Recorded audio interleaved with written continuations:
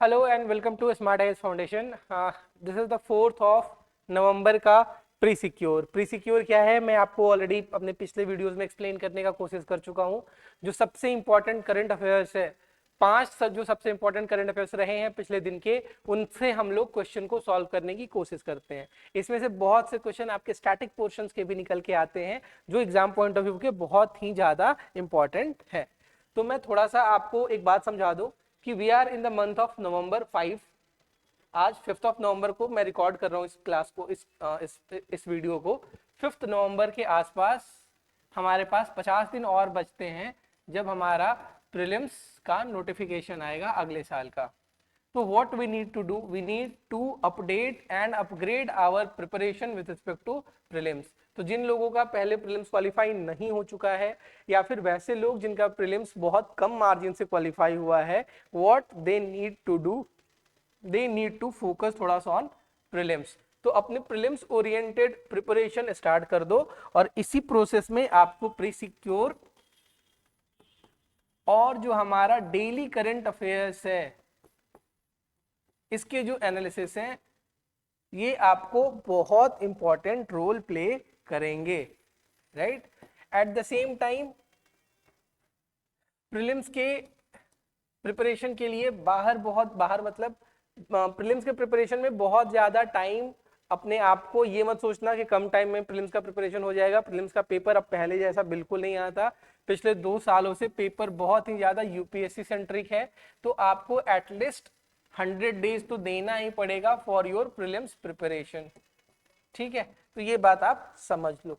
पिछले वीडियोस वगैरह में किसी ने क्रैश कोर्स वगैरह के बारे में बात किया था, तो आप पता कर लेना कौन सा बेहतर है, जो आपको सबसे अच्छा लगे आप वहाँ पे, अगर if you need you should enrolled. क्योंकि उसमें होता क्या है, एक डिसिप्लिन मैनर में आपकी प्रिपरेशन हो जाती है। It's completely matter of your choice. अब आगे अगर अपन देखें तो प्री सिक्योर में हम लोग जो 5 क्वेश्चन कवर करेंगे, ये पांचों के 5 क्वेश्चन लगभग इन्वॉल्वमेंट से है। एंड मेरी गट फीलिंग कहती है इस 5 क्वेश्चन में से एटलीस्ट एक क्वेश्चन तो जरूर एग्जाम में आपको देखने को मिल जाएगा, क्योंकि ये क्वेश्चंस आज के बहुत ही ज्यादा इंपॉर्टेंट है, राइट। तो पहला जो हमारा क्वेश्चन होगा, ऑब्वियसली वो रिवीजन क्वेश्चन होगा। कल का जो क्वेश्चन था उसका एक रिवीजन क्वेश्चन है। जो थीम था, इंडिया के गोल्ड रिजर्व स्टेटस के बारे में 3 स्टेटमेंट दिया गया था, और आपसे पूछ रहा था कि इनकरेक्ट कौन सा है। इसका आप आंसर हमें कमेंट सेक्शन में बताना। Let's start 4th of November, I repeat, let's start 4th of नवंबर के प्री सिक्योर को। क्वेश्चन का थीम क्या है? क्वेश्चन का थीम है सीबीडी, यानी convention on biological diversity. 3 statement है, आपसे पूछ रहा है करेक्ट कौन सा है। सबसे पहला स्टेटमेंट क्या कह रहा है कि सीबीडी एक लीगली बाइंडिंग इंटरनेशनल कन्वेंशन है जो 1993 में आया था, और इसका जो जेनेसिस है ये 1992 के अर्थ समिट के आसपास हुआ था। पहला वाला स्टेटमेंट ये है। दूसरा स्टेटमेंट क्या कह रहा है कि कन्वेंशन के अंदर इकोसिस्टम को, स्पीसीज को, जेनेटिक रिसोर्सेज को कंजर्व करने की बातें की जाती हैं। पर्पस क्या है? Human welfare. बहुत ही जेनरिक स्टेटमेंट है, ये एकदम ऑब्वियस सा स्टेटमेंट है, सही लग रहा है, इसमें कुछ फैक्चुअल बातें नहीं है। ऐसे स्टेटमेंट्स का गलत होने का चांस कम होता है। तीसरा स्टेटमेंट देखो तो ये इनका सेक्रेटेरिएट पूछ रहा है सीबीडी का, जो कहाँ लोकेटेड है? जिनेवा में, एज पर द क्वेश्चन। ये गलत है बेटा, मॉन्ट्रियल जो कनाडा है वहां पे ये लोकेटेड है। करेक्ट आंसर पूछ रहा था, तो इसका जो करेक्ट आंसर होगा वो ऑप्शन सी होगा, यानी 1 और 2 तो सही है, बट हमारा थर्ड वाला स्टेटमेंट गलत है। मैंने बताया क्यों गलत है, क्योंकि वो मॉन्ट्रियल में है इसका सेक्रेटेरिएट। सीबीडी अर्थ समिट 1992 में हुई थी, वहां से जो 2-3 बहुत इंपॉर्टेंट चीजें निकली थी, उसमें UNFCCC थी। अब UNFCCC क्या होता है? यूनाइटेड नेशन का फ्रेमवर्क है, किसके लिए? क्लाइमेट चेंज के लिए। तो आपको क्लाइमेट चेंज को अगर कॉम्बैट करना होगा, तो in that particular sense what you need a framework, and that framework is provided by UNFCCC। बात समझ में आया? 1992 रियो का अर्थ समिट जो हुआ था, one of the most important topic है for your prelims preparation both in UPSC and APSC. तो इससे तो आपका क्वेश्चन सॉल्व हो गया, बट आगे और डिटेल में देख लेते हैं, राइट। बहुत ध्यान से बातें सुनना। 1972 के आसपास यूएन ने डिसाइड किया कि हमें अब इन्वायरमेंट चेंज के लिए रोज मतलब हर 10 साल पे एक बार मिलना चाहिए। उसी को अर्थ समिट कहा जाने लगा। पहला 1972 में हुआ, दूसरा 1982 में हुआ, और तीसरा जो हुआ that was the most important earth summit 1992 का रियो समिट, जहां पे सीबीडी निकल के आया, that is United nation convention on biological diversity निकल के आया। एग्जाम पॉइंट ऑफ व्यू से जो बात आपको याद करने वाली है वो ये है, ये एक लीगली बाइंडिंग डॉक्यूमेंट है। लीगली बाइंडिंग डॉक्यूमेंट का मतलब आपको मानना ही पड़ेगा वाला बात है। सिग्नेटरी अगर देखोगे तो बहुत सारी कंट्रीज हैं, around 200 to be very precise 196 countries ने इसको एक्सेप्ट किया है, इंडिया भी इंक्लूडेड है। बट दो इंपॉर्टेंट कंट्रीज यूएस और वेटिकन सिटी, इन्होंने इसको रेटिफाई नहीं किया है। अब यूएन सीबीडी एक पूरा का पूरा सिस्टम हो गया, फ्रेमवर्क हो गया, उसके अंदर कॉन्फ्रेंसेज होते हैं। जितनी भी पार्टीज हैं वो हर 1 साल 2 साल 3 साल पे एक पर्टिकुलर टाइम लिमिट के अंदर मिलती रहती हैं, that is known as COP, conference of party होता है। सेक्रेटरीट मैंने आपको बता दिया, इसका ऑब्जेक्टिव बता दिया सीबीडी का क्या है, कंजर्वेशन का काम करना। किसको कंजर्व करना है? बायोलॉजिकल डाइवर्सिटी को कंजर्व करना है, फिर सस्टेनेबल यूज को प्रमोट करना है, फिर क्या करना है? Equitable benefit sharing. Equitable benefit sharing का क्या मतलब होता है कि अगर रिसोर्स मान के चलो कि असम का है, मान के चलो कि झारखंड का है, मान के चलो कि उड़ीसा का है, उसका बेनिफिट कोई एमएनसी नहीं उठा ले। ठीक है, ऐसा नहीं हो कि जिनकी रिसोर्स है वो डिप्राइव रह जाए और उसको कोई एमएनसी बेनिफिट लेके चल जाए। तो इसीलिए जो यूएनसीबीडी का ऑब्जेक्टिव है that is equitable benefit sharing. ये फ्रेजेस एग्जाम में आपसे पूछा जा सकता है कि इक्विटेबल बेनिफिट शेयरिंग जो फ्रेज है ये किसके लिए यूज होता है, तो आपको याद रखना होगा that is for that is biodiversity conservation. UNFCCC मैंने आपको बता दिया। उसके बाद यूएनईपी, यूनाइटेड नेशन का एनवायरमेंट के लिए प्रोग्राम है, 1972 से इसकी शुरुआत हुई थी, और ये फ्लैग बियरर है क्लाइमेट चेंज और एनवायरमेंटल प्रोग्राम जो यूएन के अंदर होता रहता है। सेकेंड जो क्वेश्चन है वो इसी से रिलेटेड है। ये पूछ रहा था कि जो COP 16 हुई है उसके अंदर मेजर जो कमिटमेंट हुआ है वो इसमें से कौन सा है? कुछ नहीं है बेटा, एक स्कीम हुआ करती है, एक फ्रेज हुआ करता है, उस फ्रेज का नाम है 30x30 कमिटमेंट। बस भी यही आपसे पूछ रहा है कि जो अभी COP 16 हुआ था उसमें KMGBF जो टारगेट आई थी वहां पे कुछ नहीं है, ये फ्रेमवर्क का नाम है KMGBF। उसमें एक फ्रेज आया था 30x30 टारगेट। इसमें हुआ ये था कि हम 30% लैंड को और 30% ओशियन के एरिया को कंजर्व करेंगे, और 30% डिग्रेडेड जो इकोसिस्टम है उसको भी क्या करेंगे? कंजर्व करेंगे। ये बातें कही गई हैं। इंडिया ने भी अपना टारगेट सेट किया है, 5 साल के लिए 81,000 करोड़ के आसपास पैसा हमने प्रॉमिस किया है। नेशनल बायोडाइवर्सिटी स्ट्रैटेजी भी लेके आए हैं, इंटरनेशनल फंडिंग अपील भी इंडिया प्रमोट करने की कोशिश कर रहा है। राइट, देखो क्लाइमेट चेंज को फाइट करने में जो one of the most important factor है वो होता है फाइनेंस। जिन कंट्रीज ने क्लाइमेट चेंज किया है, जिन कंट्रीज ने पॉल्यूशन किया है, वो कंट्रीज आज बहुत डेवलप हो चुकी हैं। कोल हमें चाहिए, इंडिया को चाहिए, यूएस को नहीं चाहिए। यूएस ने अपना एक्सप्लॉइट कर लिया कोल जितना करना था, यूरोप की कंट्रीज को जितना कोल से ग्रो करना था कर लिया, बट इंडिया को एनर्जी तो चाहिए ना अभी, ब्राजील को एनर्जी चाहिए ना अभी। तो ये सारी चीजें में फाइनेंस एक बहुत इंपॉर्टेंट इशू आता है। तो इंडिया को आप देखोगे कि जो भी इंटरनेशनल अग्रीमेंट होते हैं उसमें इन्वायरमेंट के लिए स्टेप्स लेने के लिए इंडिया बहुत आगे रहता है, but at the same time India बहुत स्ट्रांगली ये भी कहता है कि जिन कंट्रीज की रिस्पॉन्सिबिलिटी है फाइनेंस करना वो उसको फाइनेंस करें। यही सारी बातें आपको निकल के आती हैं। एनवायरमेंटल फंडिंग बहुत इंपॉर्टेंट है आपके मेंस के लिए, और आपको जानना भी चाहिए। इसमें जो इश्यूज हैं, जो जियो पॉलिटिक्स हैं, जो पॉलिटिक्स हैं, ये सब आपको जानना चाहिए, मतलब एज अ सिटीजन भी आपको जानना चाहिए चीजें। अब तीसरा जो क्वेश्चन है बेटा that is your national air quality index. इसको AQI भी कहते हैं। जैसे दिवाली हो गई, लोगों ने बहुत से बम फोड़ लिए, बम फोड़ने में बहुत मजा आया, बट बहुत से कंट्रीज के, बहुत से सिटीज के जो AQI है दैट इज एयर की क्वालिटी के लिए जो इंडेक्स बना के रखी है, जिससे हम ये मेजर करते हैं कि क्या पॉल्यूशन है, कितना पॉल्यूशन है, किस पॉल्यूटेंट का लेवल बढ़ गया है, इस सब के लिए हमने इंडेक्स बनाया है। 2-3 इंडेक्स है हमारे पास, जिसमें से अभी वाले क्वेश्चन में हम AQI को देख रहे हैं, national air quality index.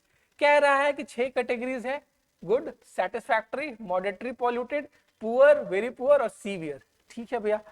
8 pollutant है जिसमें से पार्टिकुलेट मैटर 10 और पार्टिकुलर मैटर 2.5 है।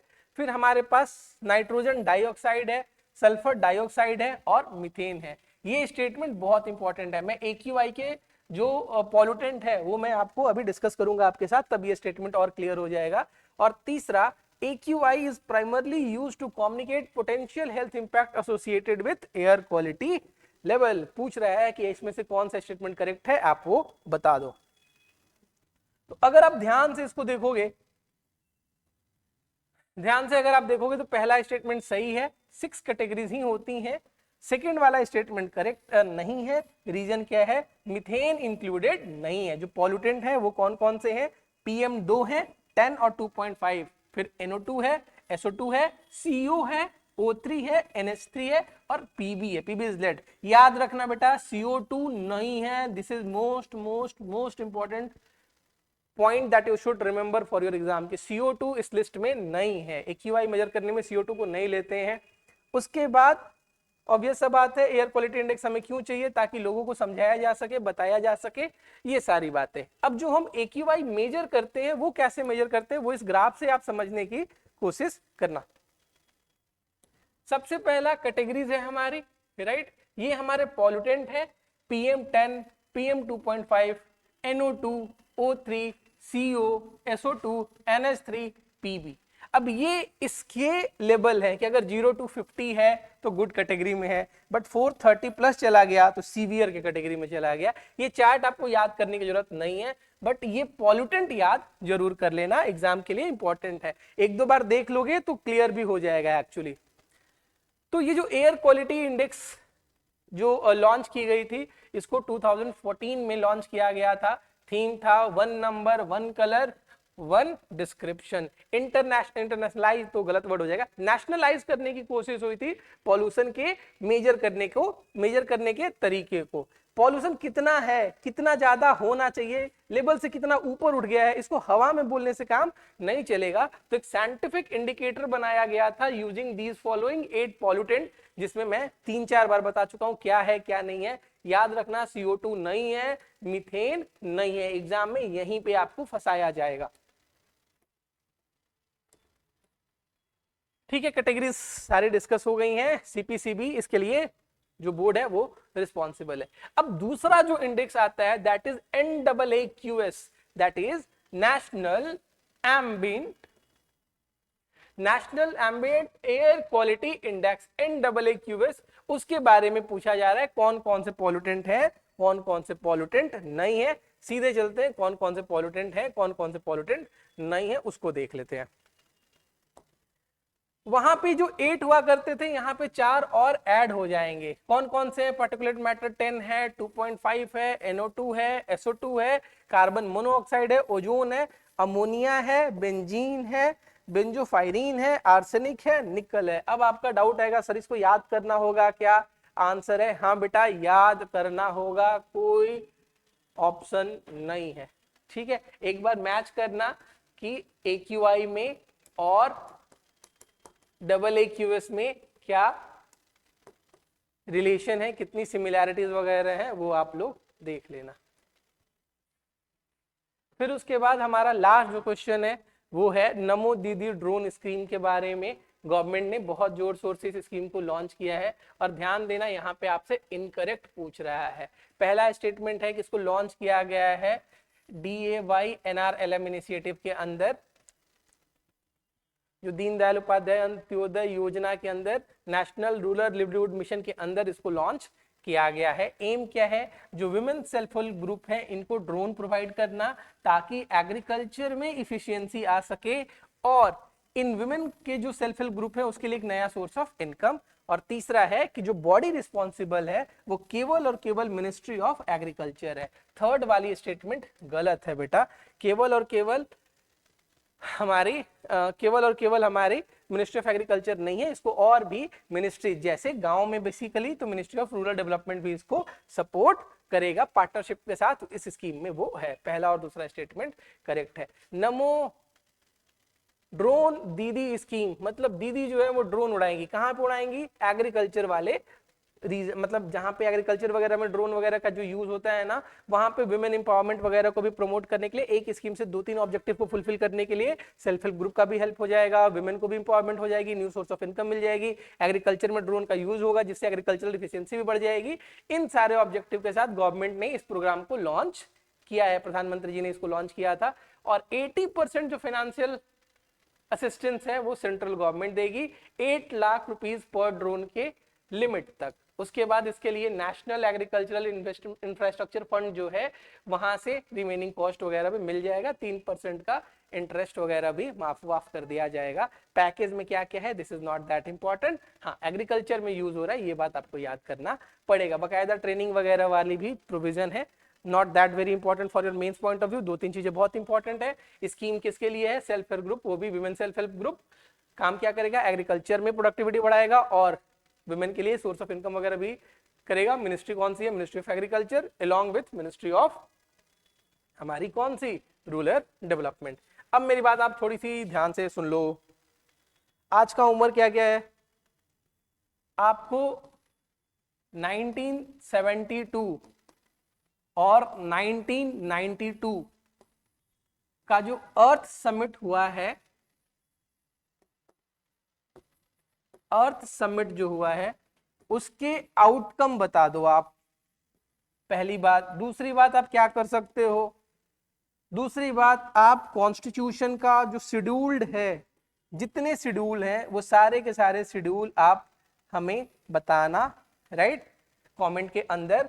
तो 2-3 टॉपिक हमारे कवर हो जाएंगे from prelims point of view. ऐसे ही क्या करेंगे, हमने 5 क्वेश्चन कर लिया आज का, 2-3 और टॉपिक कमेंट में कर लिया, तो धीरे धीरे धीरे धीरे स्लोली आप 30 दिन के अंदर बेटा, या 25 दिन के अंदर क्या होगा, 25 दिन के अंदर आप 125 करंट अफेयर्स के टॉपिक कर लोगे और एटलीस्ट 50 एक्स्ट्रा टॉपिक जो इससे रिलेटेड है वो आप कवर कर लोगे, जो एग्जाम में पूछे जाने की प्रोबेबिलिटी बहुत ऊपर होती है। Am I right? तो ये सीरीज हम लोग कंटिन्यू करेंगे, बट आप भी इसको कंटिन्यू करना, थोड़ा पार्टिसिपेट करो। Every feedback is welcome. कोई डाउट है आप कमेंट में पूछना, we will try to reply. Thank you for watching, thank you all.